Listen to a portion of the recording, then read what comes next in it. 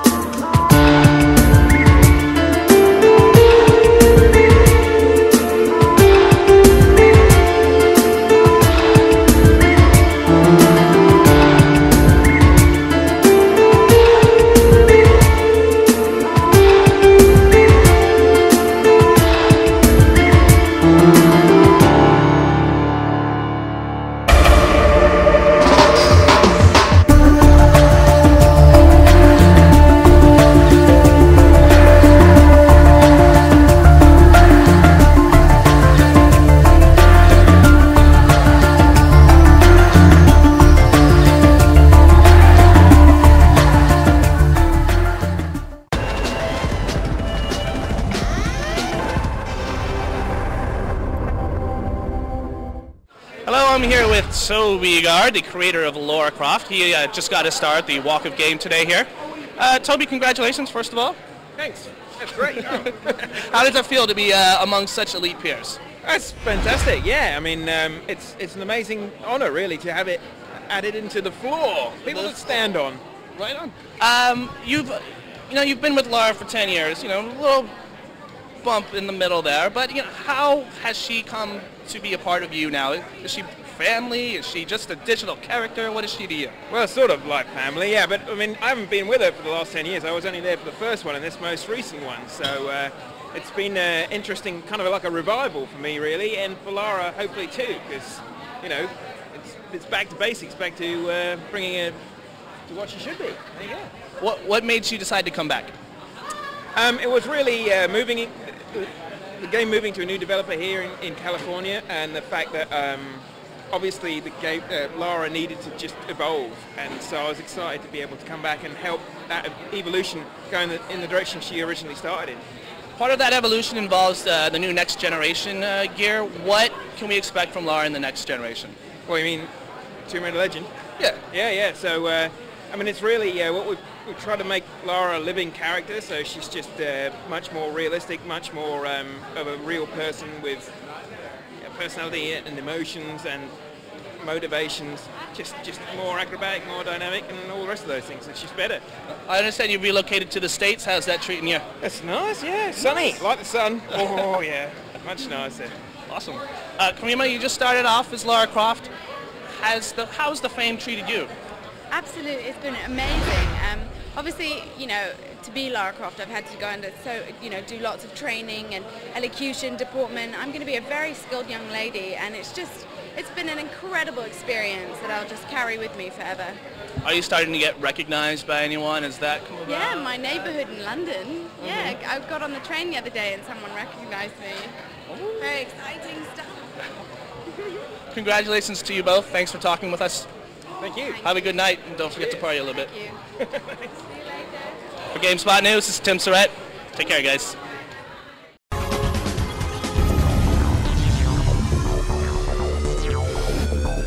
Hi, can I help you with anything? I'm here about Tomb Raider. Tomb Raider.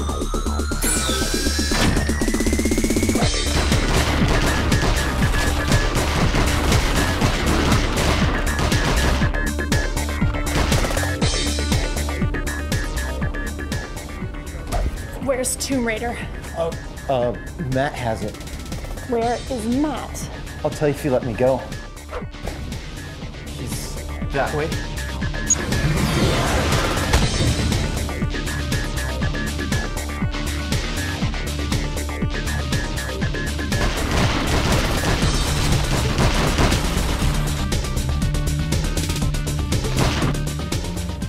Are you Matt? I am. Good. You're the man I need to talk to about Tomb Raider. Do we need to talk with that gun in my face? I suppose you can be trusted. Now, a lot of the fans weren't very happy with the last game. Are you going to make it better this time? Of course we are. We talked to a lot of editors, we talked to a lot of fans following the last game, and we believe we're making the game that the fans have been wanting for quite some time now. How? How is it going to be better? Well, we've taken a couple of experiments with the last couple of games, and we've taken out of our contextual relevance, which were the tombs.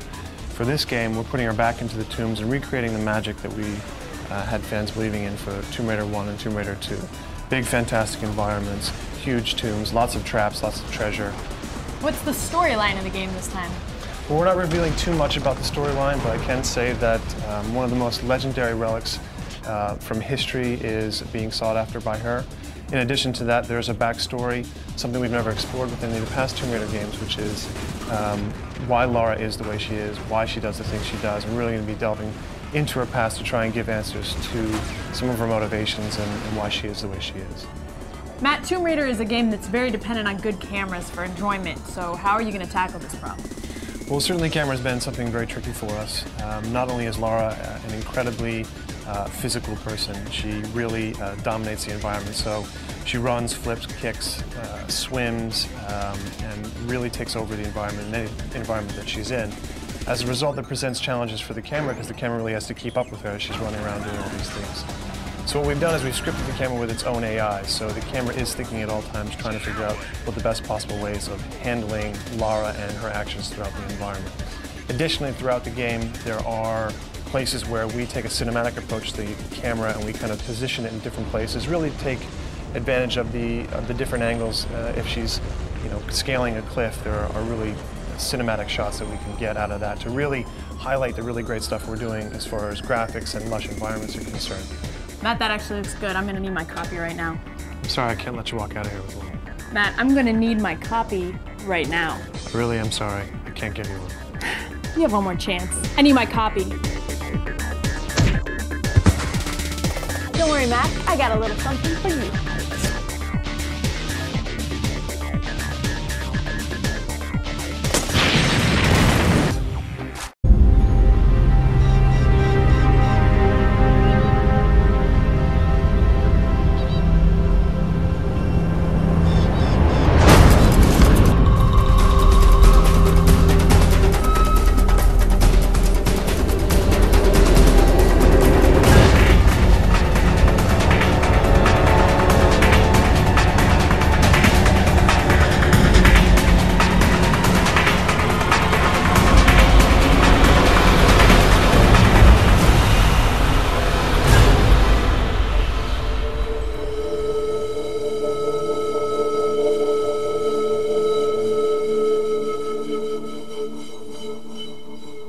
Lara Croft, she's a British Hollywood villain-style character who happens to be, not actually trying to destroy the world, but just going after artifacts for her own ends. I'm Toby Gard, and I'm the creator of Lara Croft. For me, the core of Tomb Raider is discovering the mystery, uncovering things that are, really gobsmacking and being impressed by it. So, originally, when I was thinking about Lara Croft, it was very much the opposite of what game characters were like at the time. There's a lot of sarcastic, sort of monosyllabic sort of heroes, and I wanted Lara to just be the opposite of that. So I wanted her to be this extremely refined, genteel lady who just had this steely disposition, who would quite happily kill you as soon as look at you, and that terrifying danger underneath the surface of extreme refined pleasantries seemed like an excellent choice. With this game, I think Lara's probably the most signature new thing that's going on for her is her new grapple, which she can use in a variety of ways. She kind of uses it to sort of help her solve puzzles, and she uses it to some extent as a weapon, and she can use it to swing around the place as well, so she can actually jump and grapple, because we have a physics-based world, so she can use it to really affect the environment in all sorts of different ways. You can be quite creative with it. It's a good tool.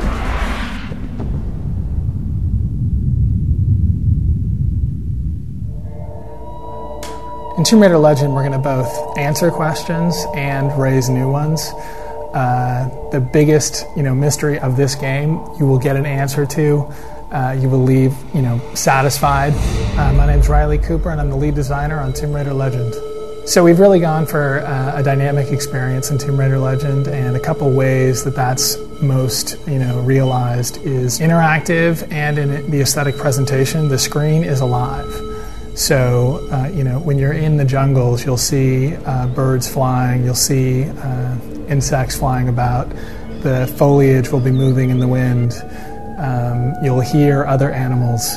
So it's just completely lush and real and believable and just alive. Because of the full physics system we have, you're able to fully interact with the world and create situations that are much more just real and believable and kind of awe-inspiring than you ever were able to do in previous Tomb Raiders.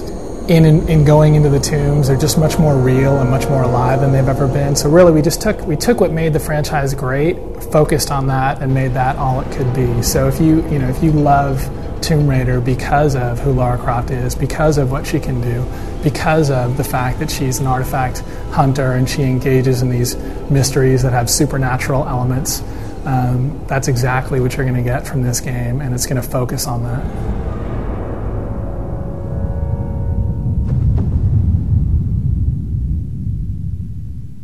Well, Tomb Raider's always been about exploration and finding those remote corners of the world that the world has forgotten about. My name is Eric Lindstrom, and I'm a game designer and story editor.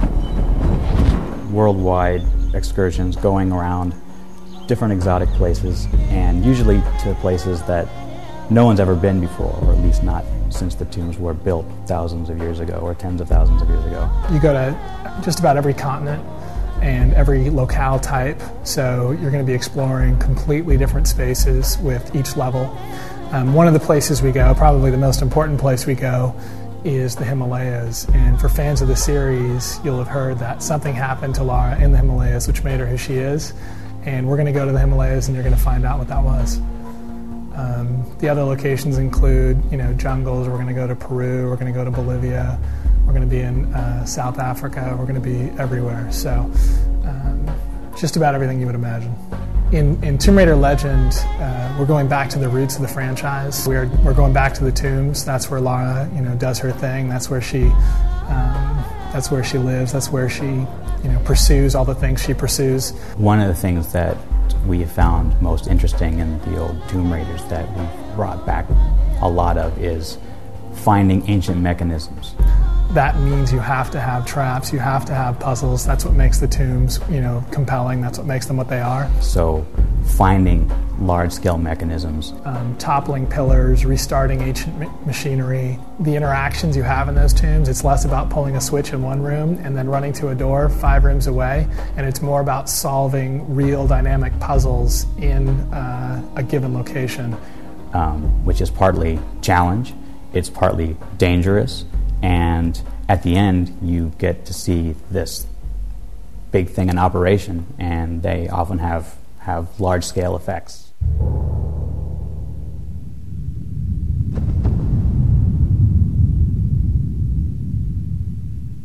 In the original Tomb Raider, it was my goal to make a character who was very solid, who animated very smoothly and didn't have a lot of snaps and jerkiness to her. And that was because, again, a reaction to what was around at the time, which is that people didn't care too much about animations. They didn't care about whether or not people's feet slipped around the world and all sorts of stuff like that. There's a huge step forward in the animation technology we're using in this game because, whereas before Lara would smoothly animate, but she would be very sort of unresponsive, we now have that smooth animation, but with great responsiveness and great intuitiveness as well.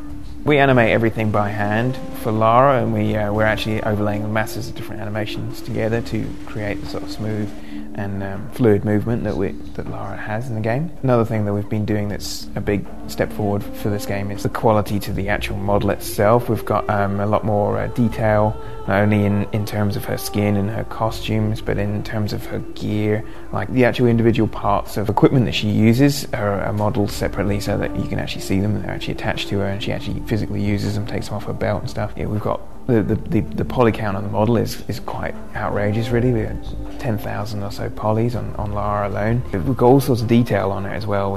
She gets dirty when she runs around, and she gets wet when she goes into water, and she'll react to things like being cold, or she knows that she's wet and might shake herself when she gets out of the water and stuff like this. So she's very much trying to create a character that's very alive, that seems very, very real when you're playing her. One of the things we're trying to do here is to create an experience that goes a little sort of above what you have seen in normal games. We're trying to create not an experience that's just action-oriented. We're not trying to create an experience that's just adventure-oriented, but we're trying to create an experience that is almost emotionally oriented. My name is Troels Forman. I am the composer of Tomb Raider Legend.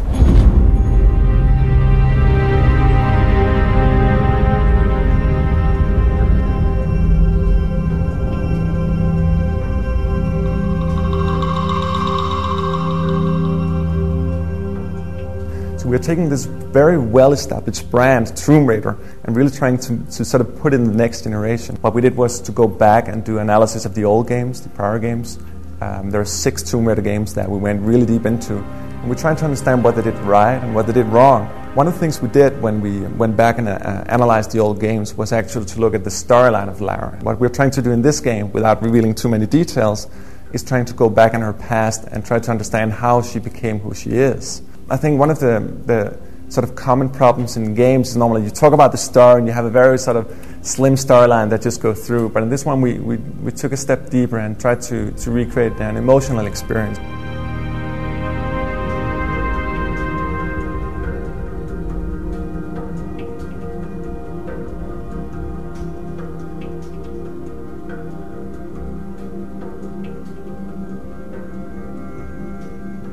I went back and looked at the soundtracks for the previous games and how they worked in the game. Again, what they did right and what they did wrong. We went back to the movies, the 2 movies, and tried to look at that soundtrack as well. And we sort of established a template for what we wanted to do in this game. So in particular what we did was we decided that all main characters should have their own theme. All destinations have their own themes as well. We're using what we call a signature instrument from that particular region of the world. There's a lot of different destinations in the game, and we actually went out and did actual recordings of them. What we tried to do here was actually to go in to discover a new dimension of how you can do game scoring. It's something that I call micro scoring. The idea is that you sort of, if there's a slight change in the environment, if there's a slight change in the lighting, if there's a slight change in the camera movement, what happens with the music is that it sort of changes or adapts to it. Let's say she starts to like just walk normally, right? So the music will be slow. Once she starts running, the music will adapt to that. You'll have maybe a pillar breaking down with some stones coming down her. That's going to be scored as well. So the idea of micro-scoring is to take all the different small aspects in the game and compose for them, actually. So we need to micro-score all the different things here in this environment and actually make a full musical experience out of it.